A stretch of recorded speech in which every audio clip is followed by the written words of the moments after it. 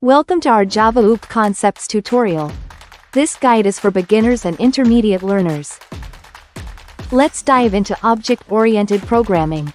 OOP helps organize code into reusable units. There are 4 pillars of OOP: encapsulation, inheritance, polymorphism, and abstraction. First, encapsulation protects data from outside interference. Next, inheritance allows new classes to take attributes from existing classes. Polymorphism lets one interface be used for different data types. Lastly, abstraction simplifies complexity by hiding irrelevant details.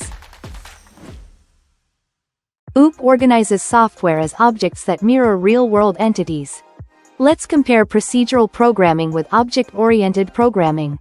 Procedural programming focuses on functions, like calculate area, radius. In OOP, we create a circle object with properties like radius. The circle object has a method to get the area, such as getArea. Benefits of OOP include reusability, scalability, and maintainability. Let's visualize the difference: functions plus data versus objects. A class is a blueprint, an object is an instance of that blueprint. Let's dive into the syntax of a class in Java. For example, a car class leads to objects like BMW, Tesla, and Audi. Here's a code example of a car class.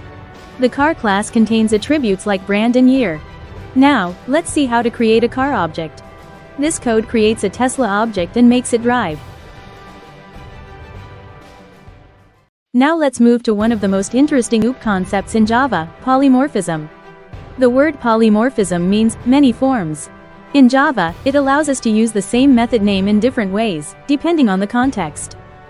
There are 2 main types of polymorphism in Java: compile time and runtime.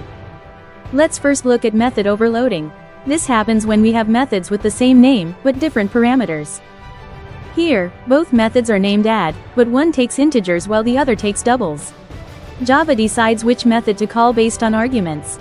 Now, let's look at method overriding, allowing subclasses to provide their own version of existing methods. The dog class overrides the sound method from animal. This is runtime polymorphism, as the decision happens during runtime.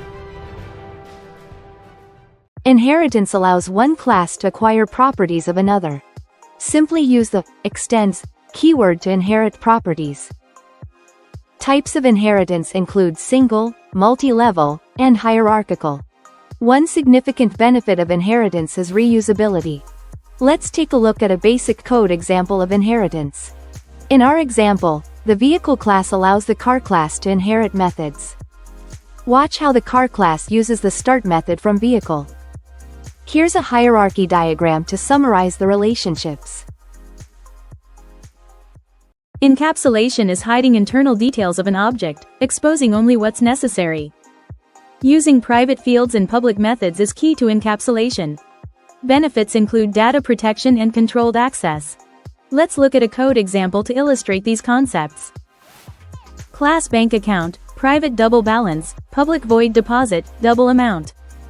The deposit method ensures only valid amounts alter the balance. You can check the balance using a public method as shown. Encapsulation helps keep your code clean and maintainable. Abstraction in programming hides complexity and shows only what's necessary. In Java, abstraction is achieved using abstract classes and interfaces. Think of it like driving a car. You don't need to know how the engine works. Just as a driver uses pedals, we utilize abstract methods in programming.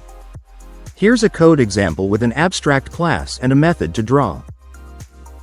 The circle class is an extension where we define specific drawing functionality. Through abstraction, we simplify complexities, enhancing usability in programming.